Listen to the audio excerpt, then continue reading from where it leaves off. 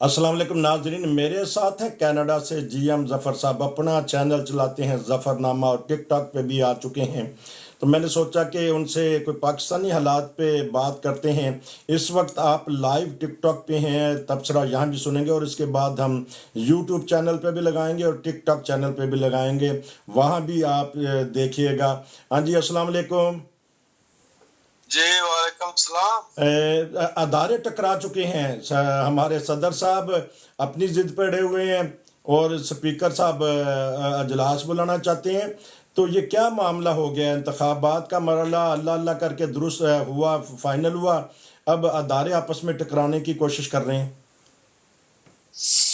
बस जी यही बदकिस्मती है इस पाकिस्तान की कि यहाँ हर कोई एक दूसरे के साथ टकराता ही रहता है। जी ये शुरू से ही टकराते आए हैं और अभी तक ये टकराते ही जा रहे हैं जी और ये इसी तरह टकराते रहेंगे क्योंकि ये मुल्क के मफाद को या अपना वो जिस अदारे के वो सरबराह हैं उसको नहीं देखते, अपनी जाती जो जिस पार्टी की तरफ से ये आए हुए होते हैं ये फिर उसी को देखते हैं कि उसका मफाद किस में है और इन्होंने अपनी पार्टी के साथ जो है ना वो वफादारी किस तरह दिखानी है। ये असल में सबसे बड़ी जो है ना वो सितम ज़रीफी है कि जब आप किसी मुल्क सदर बन जाते हैं तो आपकी वो पार्टी की जो आपकी एफिलिएशंस होती हैं वो एक किस्म के खत्म हो जानी चाहिए, क्योंकि अब आप एक और कुर्सी पर जाकर बैठ गए हैं जिस कुर्सी का तकाजा कुछ और होता है। इसी तरह जब वजीर आजम बन जाता है तो वो भी सबका ही वजीर आजम होता है और फिर कोई गवर्नर जब बन जाता है तो वो भी सबका गवर्नर होता है। उसको अपनी जो आईनी और कानूनी हैसियत है उसको देखना चाहिए, ना कि अपनी पार्टी के साथ वफादारी को शो करते हुए कोई ना कोई हिला बहाना निकाल के तो आप कोई ना कोई ऐसा रास्ता निकाल लें कि जिसमें महाजराई की तरफ जो है ना वो सिचुएशन जाए। तो वही कुछ हो रहा है। सदर साहब ने पहले भी यही कुछ किया था, उससे पहले सदर भी यही कुछ करते आए हैं। तो ये तो है कि हर एक इस्तेमाल होता है, आज नहीं तो कल, पहले या बाद में, ये सब इस्तेमाल होते हैं इन पार्टियों के लिए और या फिर किसी और एस्टेब्लिशमेंट के लिए या किसी ना किसी के लिए। ये टकराव खत्म नहीं हो सकता इस मुल्क से, ये इसी तरह चलता रहेगा। तो बिलावल ने बड़ा कहा कि हम मुकदमा करेंगे। एक तो पहले जो इन्होंने असम्बली तोड़ दी थी और अब जो असम्बली बुला नहीं रहे, तो ये क्या इस बात को, इस धमकी को किस तरह देख रहे हैं?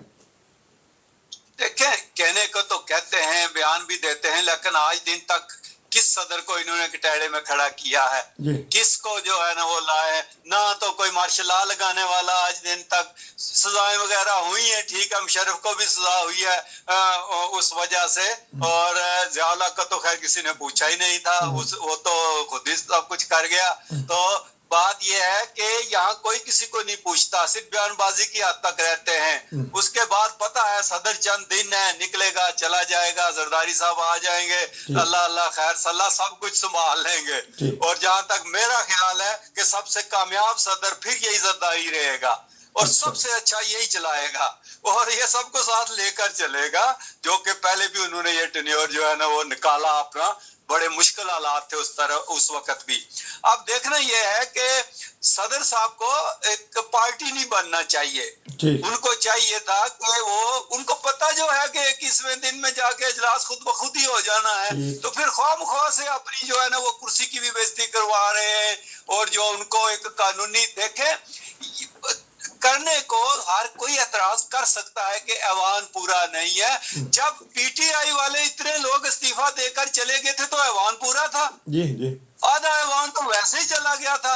तो अजलास तो फिर भी होते रहे हैं असेंबली के, बिल पास हुए हैं, बजट पास हुए हैं, जबकि वहां ना कोई अपोजिशन थी ना कुछ था। इनके तो इतने लोग, बल्कि आधी असेंबली तो थी नहीं वहां उस वक्त। नहीं, इन्होंने पीटीआई वालों ने एतराज किया कि ऐवान पूरा नहीं है। ऐवान पूरा नहीं है का क्या मतलब हुआ कि ऐवान में जो जितने लोगों के इलेक्शन होने थे वो हो गए, धांधली हुई, धांधला हुआ, उसको एक अलग से रखे। जब उन्होंने हल्फ उठा लिया है, सारा कुछ कर लिया है, तो फिर ऐवान एक किस्म का पूरा ही, ये नहीं होता कि 100% हाजिरी हो, अब ये भी तो कल कह सकते हैं जी कि वो ऐवान में जी फलां फलां लोग आए हुए ही नहीं थे। अभी तक देखे पंजाब असेंबली में कितनों ने हर्फ नहीं उठाया है, पीटीआई वालों ने कितनों ने हल्फ नहीं उठाया है, दूसरों ने कितना, सिंध असेंबली में भी कुछ ने अभी तक हल्फ नहीं उठाया है। तो आप उसको भी कहेंगे कि ऐवान पूरा नहीं है। ये सिर्फ अपने मफादात का खेल खेलते हैं और इनको ना मुल्क से कोई मोहब्बत है ना इनको, जहां कहीं जिसका जो दाव लगता है वो लगा रहा है। सूबों में हुकूमतें बन गई हैं दो में, सिंध और पंजाब। क्या देखते हैं मरियम नवाज साहबा एक खातून है, हमदर्दियाँ तो होंगी, और क्योंकि वालद का तजर्बा भी है, चचा का भी है, भाई हमजा का भी है, तो क्योंकि अभी हमने खबर दी है कि वो दौरा जात कर रही हैं, तो क्या देख रही हैं? तो फिर उसके बाद सिंध पे मैं आता हूँ जी, क्या देख रहे हैं आप?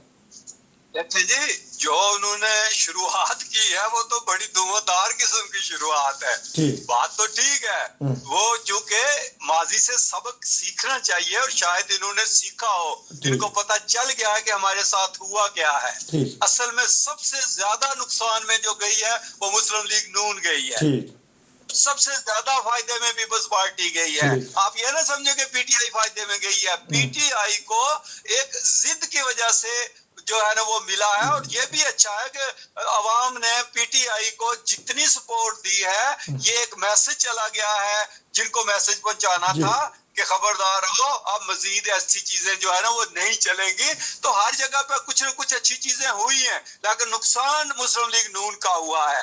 बेशक उन्होंने हुकूमत बना ली है, वो मरकज में भी बना लेंगे, पंजाब में भी बना ली है, लेकिन नून लीग अगर सही तरीके से नहीं चलेगी, अपना किबला दुरुस्त नहीं करेगी, लोगों की खिदमत नहीं करेगी, काम नहीं करेगी, तो नून लीग को अगली दफा बिल्कुल खत्म कर दिया जाएगा। नून लीग जो है ना, या फिर तख्त रहेगा या तख्ता रहेगा इनका, ये इनकी आखिरी चांस है।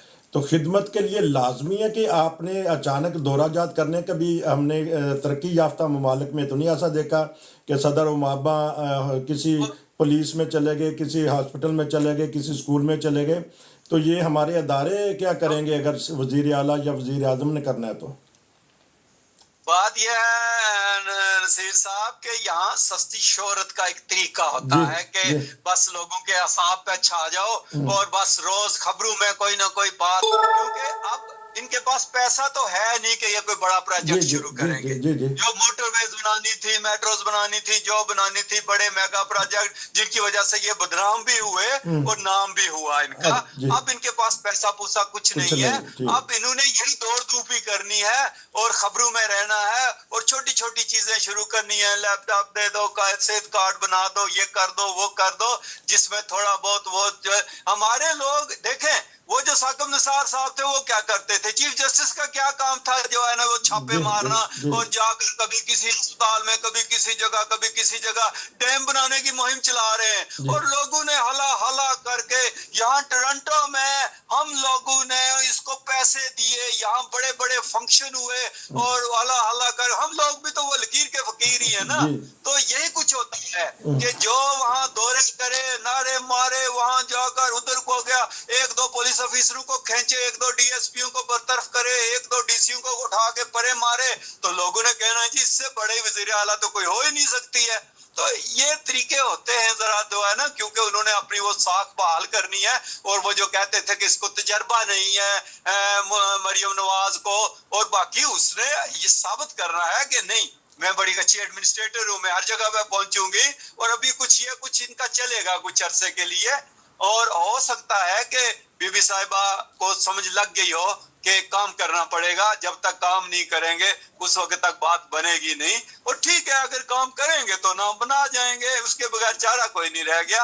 आम लोगों की जिंदगी में कोई आसानी पैदा करें तो फिर ही जो है ना वो आगे ये चल सकेंगे, वरना बहुत मुश्किल है। बहुत मुश्किल चलेंगे। और जिस तरह जीएम जफर साहब ने कहा है कि सस्ती शोहरत हासिल करने का भी एक जरिया, और साथ उन्होंने ये एक अंदर की बात बताई है कि पैसा तो है नहीं कि जो बड़े बड़े प्रोजेक्ट करेंगे। हाँ जी नाज़रीन, अब बात करेंगे कि अभी हमने पंजाब की बात की, अब चलती हैं सिंध। मुराद अली शाह तीसरी टर्म, उन्होंने पुलिस के में भर्ती ज़्यादा कर दी, कच्चे के डाकू भी छाए हुए हैं और जो हमारा रोशनियों का शहर है बर्बाद हो गया है। एक सड़क बंद होती है तो सारा शहर जाम हो जाता है। बताइएगा सिंध के हालात भी तो कुछ नजर बताइएगा। देखिए जी, सिंध में 3 साल से मुराद अली शाह साहब आ रहे हैं, अब उनका मेयर भी बन गया है अपना, तो अब तीसरी दफा ये किसको बदनाम करेंगे? जी। बात ये है कि कौन है, या आप ही थे ना जी। बिलावल साहब वहां हैं, पहले कायम अली शाह साहब थे, मतलब सिंध में पीपल्स पार्टी के अलावा है कौन?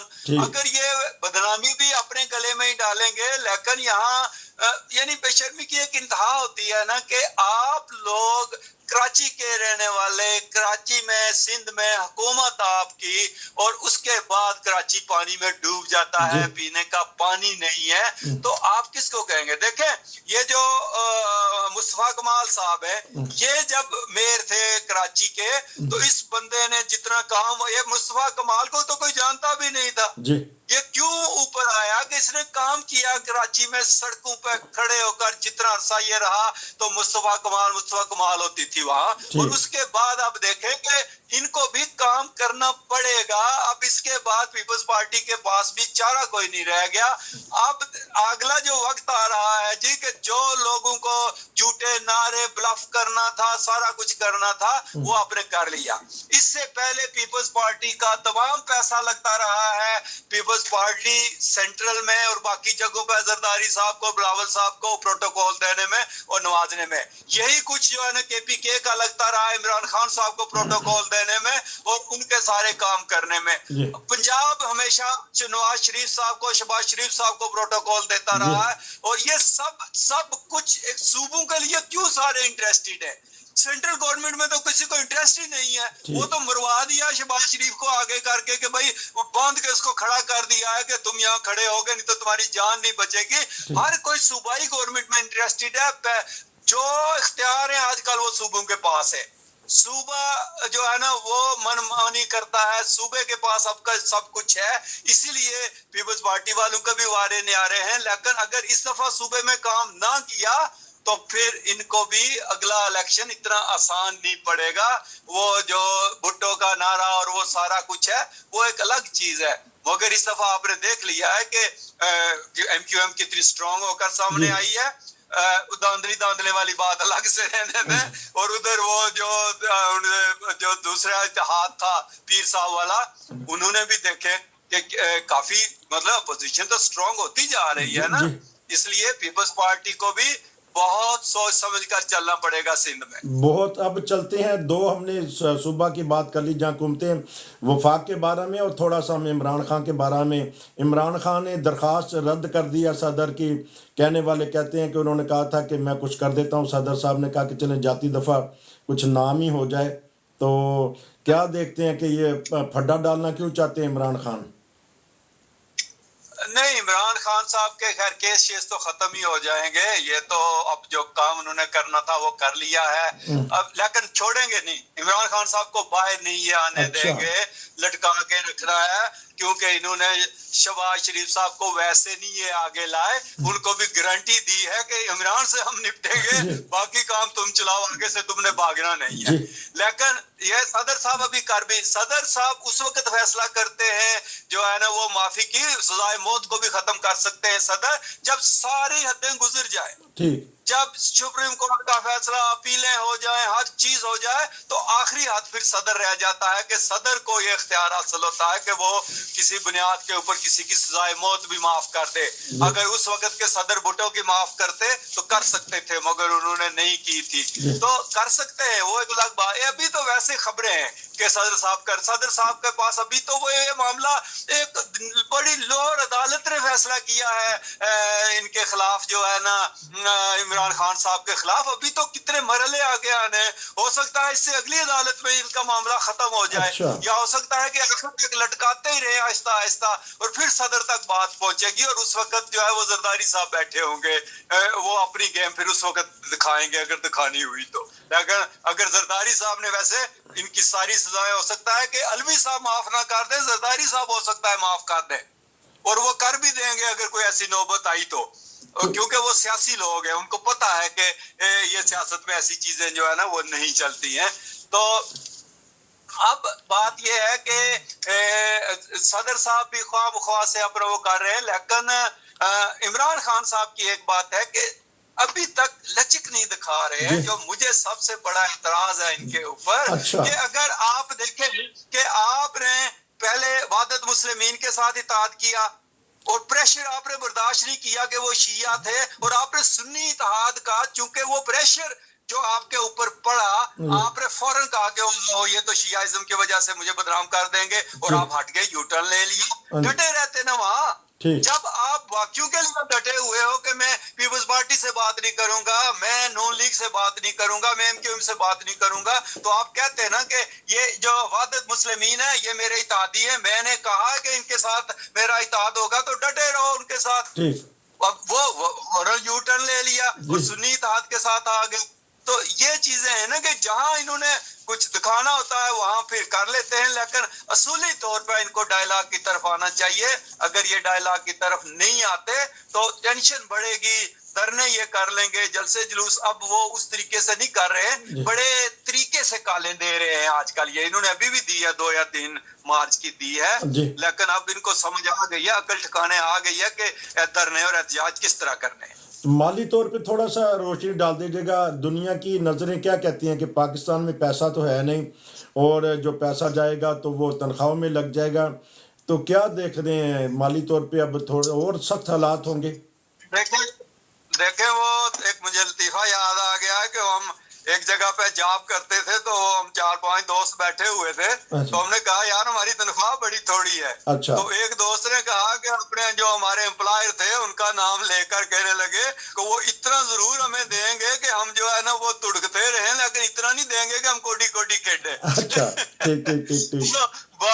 बात यह है कि IMF ने भी, दुनिया ने भी पाकिस्तान को मरने नहीं देना। माली लिहाज से इनको वो फीड करते रहेंगे ताकि ये हमारे हाथों की तरफ देखते रहे, चाहे जितने मर्जी खात इमरान खान साहब लिख ले, इनको मदद मिलती रहेगी, लेकिन नाक रगड़वाते भी रहेंगे साथ साथ, लेकिन इनको गुजारा इनका करवाते रहेंगे और गुजारा कर लेंगे। गुजारा करवाने में शहबाज शरीफ, नवाज शरीफ, इसहाक डार और बाकी दुनिया भी सारी जो है वो इनको मरने नहीं देगी, और ये चलते रहेंगे। मतलब इनको कर्जे भी मिल जाएंगे, इनको मतलब ये जिस तरह अभी तक चलता आ रहा है चलाते रहेंगे ये इसी तरह। ये कोई भूल जाए कि ये डिफॉल्टर हो जाएंगे या इनको बिल्कुल जो है ना इनके नातके बंद हो जाएंगे और IMF इनको कर्जा नहीं देगी, नहीं, इनको मिलते रहेंगे, सारा कुछ मिलेगा, लेकिन थोड़ी चीपी करके मिलेगा। और इस खत का जो इमरान खान साहब लिखेंगे कोई असर नहीं होगा, नाक रगड़वा के देंगे। ये GM जफर साहब ने तबसरा कर रहे थे। आपका बहुत शुक्रिया। तो इंशाल्लाह फिर आपसे दोबारा मुलाकात होगी।